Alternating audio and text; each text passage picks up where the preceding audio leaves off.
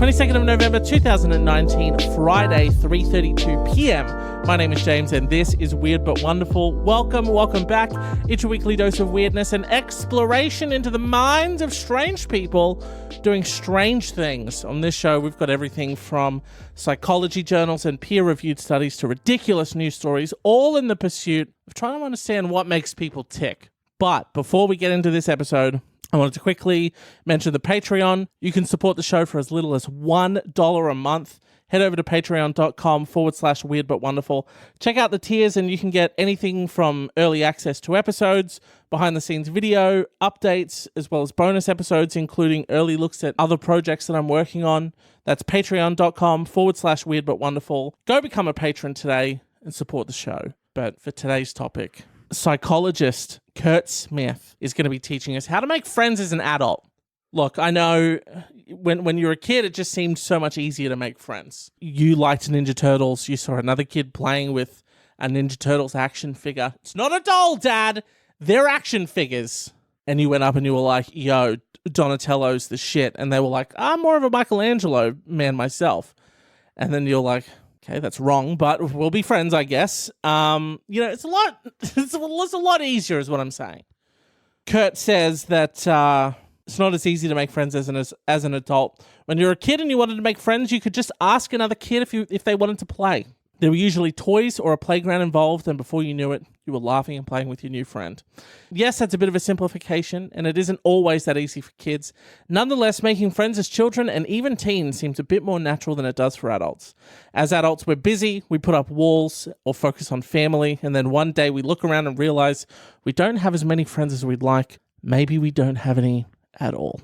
Once you've realized you're in a friendship deficit and would like to change that, what's next? Once you've had a look at the books, you've crunched some numbers, you've realized that you're in the friendship black, you've got to get it back into the friendship red. What do we do, Kurt? Guide me, Kurt. Guide me with your economic language. Chat someone up at a bar. Go back to school. Swipe right. Although some of these may work, they probably aren't the best options. Kurt, these options are piss. Give me better options. The truth is that as we age, it's not really the opportunities for friendships that change, it's us. As children, we're far less preoccupied with the busyness of life, and we typically are also less concerned about rejection.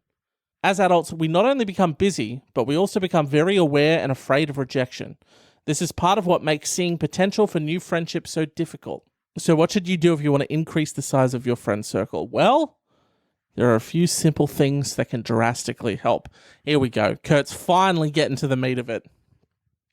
To begin with, you need to change your thinking and stop worrying about being rejected. Oh, easy. Easy. Why didn't you open with that, Kurt? Oh, I'll just turn that off. Yeah, I'll just switch that part of me off. Hey, you know that persistent and eternal feeling of dread associated with rejection and failure? Just turn that off, silly. Don't need that anymore. We're here to make friends. It's chum time. Turn off the eternal fear. So easy. Step one, done. Turn off your... Hey, just don't... Hey, you know how you're afraid of fear and rejection? Oh, yeah, I'm absolutely terrified of it. Now that society has evolved to a certain point where we're not really in danger from... the elements or animals, we've sort of evolved to a certain point where we fear a social death.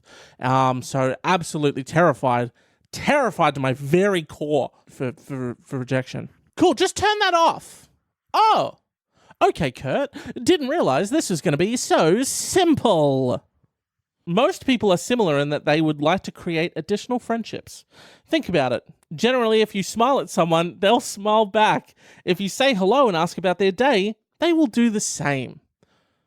I want you to picture that actually taking place in the real world. So much advice that I see and hear people giving that is supposed to be genuine and useful advice is kind of, in a lot of instances, somewhat detached from reality. Just a little bit. I want you to picture this scenario. Okay, you're at a cafe.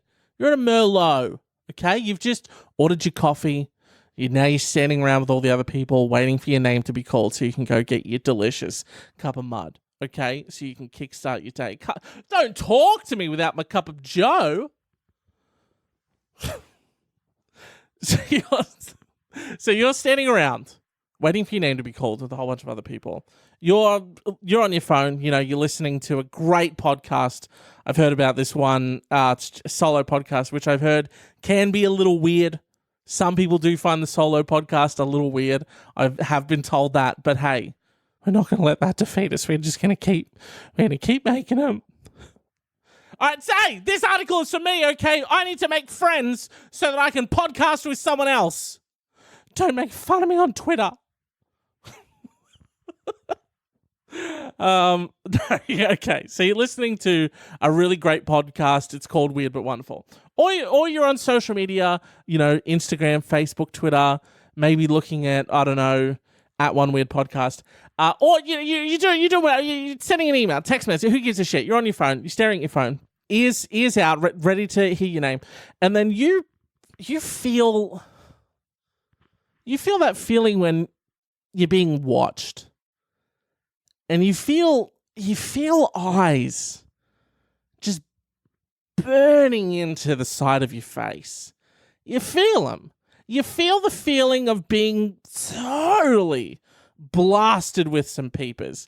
And it gets to a point where you think like, okay, it must be me. I'm going to shake this feeling. I'm going to look up. I'm just going to glance up, have a quick look around, confirm that in this coffee shop, of course, absolutely no one is staring at me. You glance over, you see that a gentleman is blasting you with his peepers, but also just shining that grin. Big old psycho grin on their face. They're smizing and smiling. They're blasting you with their peeps, staring right into your soul. And then you glance over and then they go, hi. Is that a situation in which do you then go, you know what? I do feel like I need to create additional friendships. Or do you think to yourself, like I would, oh, great. Someone didn't take their medicine and I'm going to get stabbed today. Which one of those is your first thought? Is it, oh, here's an opportunity to make a friend? Or is it, great, I'm going to get knifed? Tweet me, let me know. Kurt continues. No, this doesn't mean that you'll start planning vacations together, but it does show that most people are receptive. Again, Kurt, I don't think that most people are receptive, because go out into society and experience it. Apply the same logic to those in your life that you may want to get to know better. Initiating conversations and showing interest in someone's thoughts, opinions, and well-being will be met with in-kind behavior more often than not, and this can become the beginning of a friendship. These opportunities present themselves throughout your day, even if you don't realize it. At work, coffee shops, the gym, your child's school. It just takes some initiative and effort to begin the process. Is it just me, or does the idea of approaching a stranger, because then you've got to take into that whole other, because then there's another level at play here, which I feel like Kurt isn't taking into consideration at all, which is that some people will think you're hitting on them, and you're not. So how do I want to see if Kurt addresses this, and I sincerely hope that he does, because if I just went up to some lady at a coffee shop and I was like, again, blasting her with the teeth and the eyes and the grin and the smizing, and then she looks over and I go, hey, what's up? Their immediate thought is probably going to be like, oh, great, this handsome, probably solo podcast host, because what a beautiful tone of voice he has. I can't be dealing with this gorgeous guy hitting on me. You know what I mean? It's just, it's strange. I'd say the majority of people, your immediate thought is something bad is going to happen. And then the next thought is, or your other thought is, oh, great, they're hitting on me. You know what I mean? How do you circumvent? Here's how you circumvent both of those. You blast the eyes, you blast the grin. Then when they look up, you go, hey, what's up? I'm James. Two quick things. I'm not here to stab you or hit on you. How's your day going? Try that. I should try that. I'll try that. I'll report back because that seems, yeah, no, that makes sense. That covers all the bases. Never mind.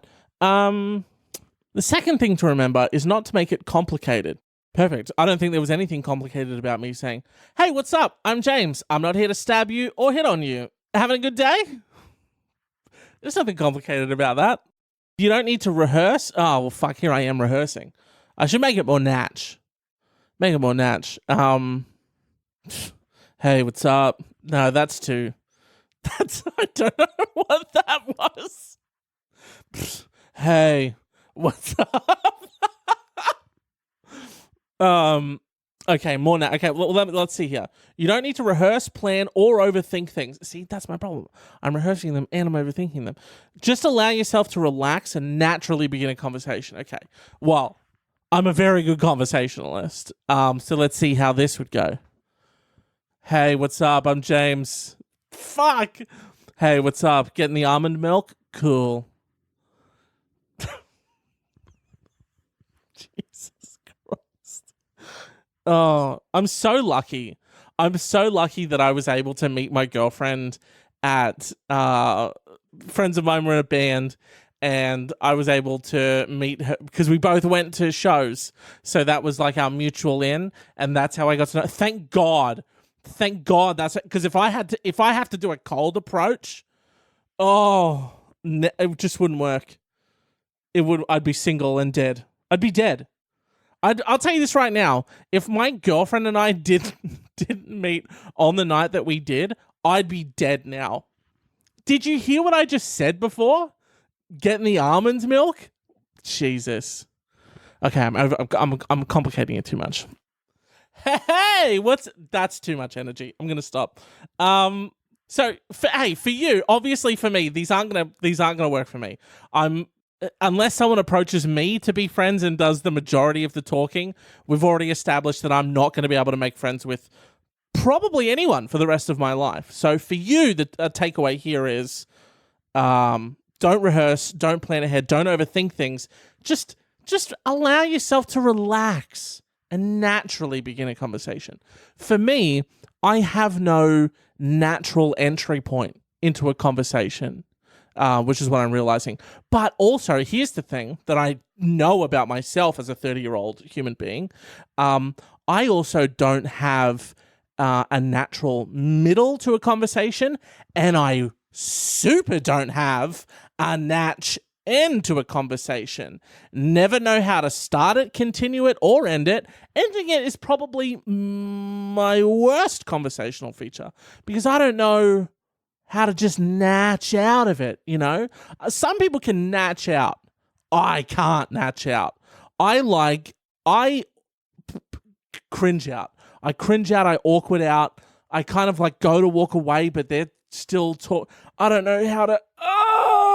What I need is, and I've just thought of this now, the Secret World of Alex Mack style abilities where I can melt into a puddle and then I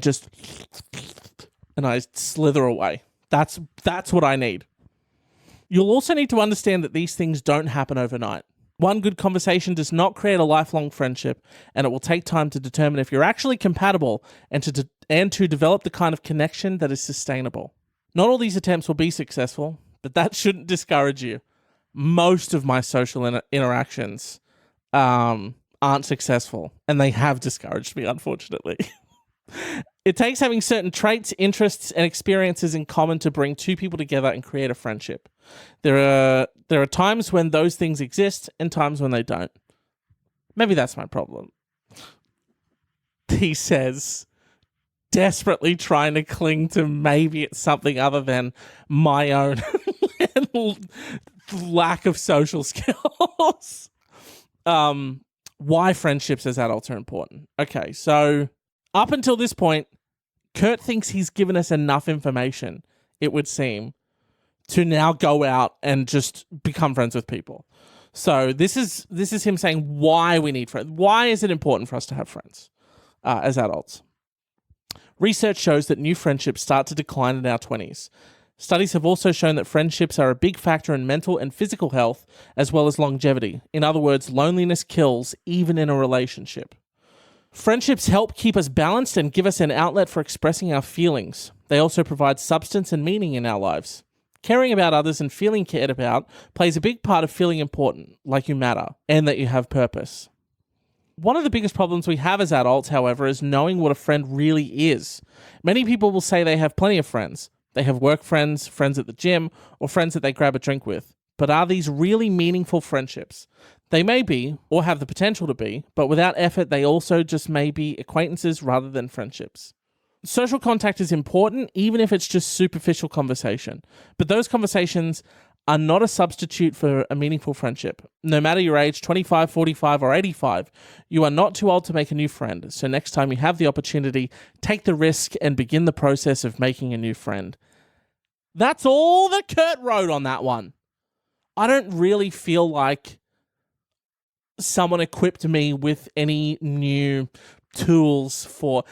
Let's recap what Kurt said. Turn off your ability to fear. Don't be afraid of rejection. Impossible. So we'll probably skip that step, Kurt, and on to the next one. And then his next one's like, it won't happen overnight, and just relax into it. Natch it up, is what he said. None of that's helpful to me. But that's okay. I've pieced together some other information here. I've also been reading a book called Social, Why Our Brains Are Wired to Connect by Matthew D. Lieberman. And in that book, it says, in a survey given in 1985, people were asked to list their friends in response to the question, quote, over the last 6 months, who are the people with whom you discussed matters important to you? The most common number of friends listed was 3. 59% of respondents listed 3 or more friends fitting this description. The same survey was given again in 2004. This time, the most common number of friends was 0, and only 37% of respondents listed 3 or more friends. Back in 1985, only 10% indicated that they had 0 confidants. In 2004, this number skyrocketed to 25%.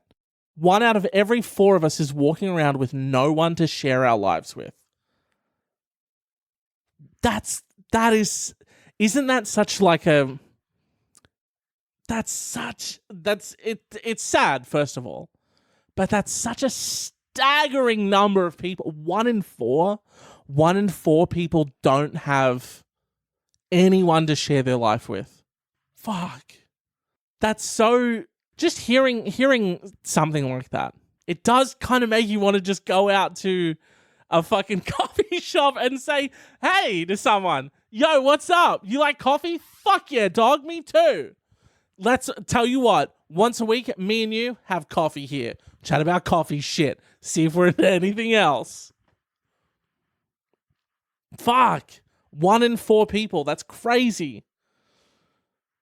Julianne Holt Lundstad did a meta-analysis of social support and health outcomes and found that not having enough friends or having a weak social circle is the same risk factor as smoking 15 cigarettes a day.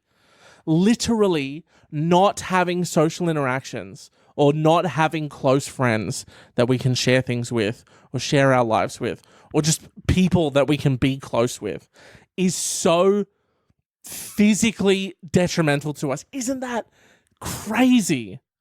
That's insane. It's so interesting. I'm so fascinated by people, and I'm just shit at like interacting with people. That's my whole thing. You know, I definitely wouldn't describe myself as someone who doesn't like people. You know what I mean? There are certain people that I don't like, and I know that, but I just mean like I just wish I was better at like people who are charismatic. I'm so jealous of because they just find it so easy to talk to anyone about anything, and it's so smooth and just seems so effortless and like, you know, not cringe at all. You know what I mean? So jealous of people with charisma. I also found this interesting too, while I was looking for information around this topic. A study by a Dutch sociologist who tracked about 1,000 people of all ages found that on average, we lose half of our close network members every 7 years. To think that half the people currently on your most dialed list will fade out of your life in less than a decade is frightening indeed. And when you think back to 7 years ago, are you still friends with all of those people? And like, are you keeping in touch? You know, whether it's like work friends, life friends. Because like for me, that tracks. You know, there are definitely still people, obviously, that I have continued friendships with. I mean, childhood friends who like we're still friends now and stuff. But like, there are definitely people from my social circle 7 years later who just like aren't there anymore, and we've just like drifted apart for whatever reason. One suggestion for making new friends was don't, which I thought was interesting. Instead, reconnect with old friends. And see, I like that. That's working smarter, not harder.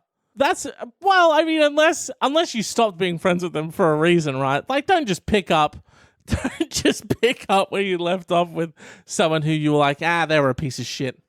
Although maybe enough time has passed. I am reading another book right now that talks about, I'm reading two books, Mindset by Carol Dweck, and another one is The War for Kindness. And they both sort of explore, Mindset explores the fluidity of your, it's essentially fixed mindsets versus, I forget the other term, but let's just say malleable mindset. So someone who believes like intelligence is fluid, and if they read and like, study and try hard, they will get better. Whereas other people are like, no, I'm maybe genetically predisposed to being like this or whatever. Or, they're like, I'm just not a smart person. So they don't really try. And then the war for kindness is sort of seeing if I guess kindness and being compassionate is that malleable? Can you essentially grow your level of kindness or shrink your level of kindness? Which say good thing so far. It's looking like kindness is on a scale, and while you can be genetically predisposed to having being lower down on the scale or higher up on the scale, you can increase that scale, so you can get more kind. So I say all that to say this: maybe the person who you cut out is a different person. Time's gone on. They've become. Even look at yourself. You're not the same person that you were in high school. You know what I mean? You're a different person now. So I think it's important to remember that other people are that way as well, or give them the benefit of the doubt that other people can be that way. You've changed, so maybe they've changed, and maybe you didn't like them and now you do, or maybe you did like them and now you don't. You know what I mean? Anyway, another tip is don't be interesting, be interested. Studies show that being likable can be as easy as listening to people and asking them to tell you more, which I feel like that has diminishing returns at some point. If you're just, at what point do you go from like, tell me more, to like, is this just an interrogation? You know what I mean? And not only that, what if, I've always thought this, what if the other person is using the same techniques on you that you're trying to use on them? And then we're both trying to get the other person to talk more because we're bad at social interactions or talking. Oh, hey, enough about me. What about you? Tell me about yourself. No. I genuinely, I want to know more about you. You tell me about yourself. Oh, no. I couldn't possibly. I'm bloody chatty Cathy about myself all bloody night. Enough about me. You take the reins for a little bit. You tell me a little bit about yourself. No, not gonna bloody do that. I've been chatting too bloody much. You tell me about yourself. Hey, fuck me, all right? Forget me. Tell me about you. Hey, fuck you. Fuck me. Get me out of here. Tell me about yourself. Someone needs to talk here. I'm just saying, someone's got to talk. You know what I mean? And if we're both pulling the same shit, what if we both listen to this great podcast and What if you're out somewhere and, you and this other person who are having a conversation have both listened to this, recently published fantastic podcast that taught you about how to make friends as an adult, and then you're both trying to use the tactics from it. It's just not going to work. Another rip-roaring tip: start a group. Denmark has the happiest people in the world. Why are Danes so happy? One reason is that 92% of them are members of some kind of social group. This is via engineering happiness, a new approach for building a joyful life. The sociologist Ruud Veenhoven and his team have collected happiness data from 91 countries, representing 2/3 of the world's population. He has concluded that Denmark is home to the happiest people in the world, with Switzerland close behind. Interestingly enough, one of the more detailed points of the research found that 92% of the people in Denmark are members of some sort of group, ranging from sports to cultural interests. To avoid loneliness, we must seek active social lives, maintain friendships, and enjoy stable relationships. That sounds so counterintuitive to me wanting to, watch YouTube videos, That just seems I get that we're supposed to have an active social life, but when am I going to read my books? When am I going to watch the Netflix? When am I going to play Overwatch? You know what I mean? I'm not going to get out of platinum by not playing Overwatch, am I? You know what I mean? These social lives just seem to be impacting so much of where I want to spend my time. Oh, hang out with people. Guess I'm not playing Overwatch tonight then. Oh, come have a drink. Guess I'm not going to drink wine on my couch and watch movies. Great. Starting to see where maybe my problems are. And what's the best way to make sure you're in a group? Start one. That makes it a lot easier to stay in touch and a lot easier to manage those big 5 friendships with 20% of the effort. A weekly lunch, a monthly sewing circle, a quarterly movie night, whatever works. Friends bring friends, and suddenly it's not so hard to meet cool new people. And who does everyone have to thank for this? You. Be the friendship glue. Be the glue that attracts the friend. Be the Venus friend trap with a movie club. How do you start a fucking movie club, first of all? It would have to be at a cinema. You know what I mean? Because you're not going to go around to Jeff's house. Hey, Jeff that I've never met before. Hey, this guy Jeff, met him on a forum. Anyway, we're gonna watch a black and white movie. It's called Jeff's Black and White Wednesdays, and we're gonna go. You come with me, and we'll go around to Jeff's house, just you and I. Jeff, this guy again that I met just off the internet on a forum, and Jeff's Black and White Wednesdays, and we'll be alone in his house, Make it maybe an outdoor kind of thing, you know what I mean? Maybe meet at a cinema. I know that I'm part of a group on Facebook called Brisbane Horror Fans, and I'm pretty sure they do every now and then, every month or 2 months or whatever, they try to meet up to watch a horror movie if there's a horror movie out. So do shit like that, Don't go to Jeff's house and get tied up and put in his basement and killed. And this other tip here that I read was suggested by Oprah. And Oprah's tip for making friends as an adult was, and I quote, visit a library. Now, I personally love a library. Okay. Not exactly sure if it's the place to chat though, is it? I don't know. Hey, Oprah, I don't know about you, but I think the whole point of a library is to shut the fuck up a little bit. I think it's a place where everyone there's a communal awareness. And we all know that, hey, in the library, where we're all trying to read, shut the fuck up. So I don't know if that's the best place to make friends. However, according to The New Yorker, which reported on a 2011 study featured in the Annual Review of Psychology, people who read mostly fiction are better at empathizing with others. Fuck. I read pretty much exclusively nonfiction. I'm looking at my bookshelf right now. Mindset by Carol Dweck. Social, Matthew D. Lieberman. Fuck. Influence by Robert Cialdini. Hitmakers Derek Thompson. Marketing That Works. The New Rules of Marketing. Ah, shit. Seth Godin. This is marketing. How to Win Friends and Influence People. God damn it.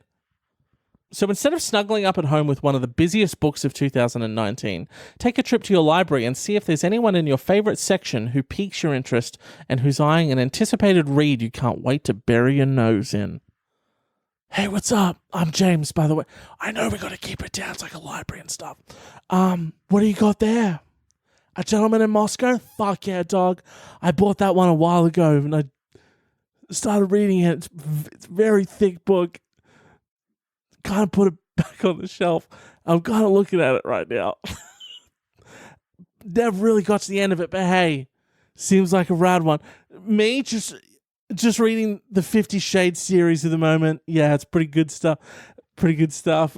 Hey, you into that kind of stuff? What's your favorite bits? My favorite part? Hey, my favorite part's when Mr. Gray's throbbing. Where are you going? It's really good writing, actually. Do you like fan fiction? Yeah, bust out a really good chat at the library. It's a great idea, but, maybe not the ideal setting, is all I'm saying. Great idea. Maybe a bookstore. Oh, could that be better? Is it a sin to read at a bookstore, though? Do you own a bookstore? Let me know. I see how that can be a good idea. I just don't know if everyone else at the library would be super appreciative of the fact that you've chosen the fucking library to strike up a conversation to make friends. But that's going to do it for this episode. Did we have any takeaways? Head over to One Weird Podcast on Facebook, Twitter, and Instagram to keep up to date with all the bloody goings on. And while you're there, let me know. What are your techniques, if you have any, your secret tips for making friends as an adult? Are you charismatic? Are you cool? Here, and a personal one for me. What's a very natural, a natty convo intro and a V-natty convo exit? Because I'll keep them in my pocket and I'll pretty much just use those exclusively throughout my life. Don't forget to check out the Patreon, patreon.com/weird but wonderful. Different tiers on there. Go check it out. If you want to support the show, it would mean a lot to me. It would really help me to dedicate more time to this show and making other shows and, putting all the sort of extras and fun little bits together. And there's so many other things that I want to do that just really needs time. And so with your support, I would be able to put more time into doing this and sort of, I guess really the ultimate goal is to make podcasting my full-time thing. Would be my absolute ideal. But go check out the Patreon, patreon.com/weird but wonderful. Have a look at the tiers. You can support the show for as little as $1 a month, and it would mean the absolute world to me. You can also email me, oneweirdpodcast@gmail.com. If you've got any weird and wonderful findings that you want to send this way, absolutely get on board and do that. If you want to have a chat, you can also find me personally at my Pixel Persona on Instagram and Twitter. Also, I forgot to mention on the Patreon, there's a bunch of stuff up there already that, because there'll be episodes will go up there earlier, and there's other little posts and stuff that go up there earlier as well. So yeah, go check it out. Thank you so much for listening. Share the show with a friend. Share it with a loved one. Share it with a new friend. And leave a rating or review. If wherever you're listening to podcasts has the ability to leave a rating or review, 5-star review would be very much appreciated. It helps people like you find the show, and it gives it that extra layer of credibility. Social proofing. It's what it's all about. This has been episode 42. Come back for episode 43, and I'll see you next time.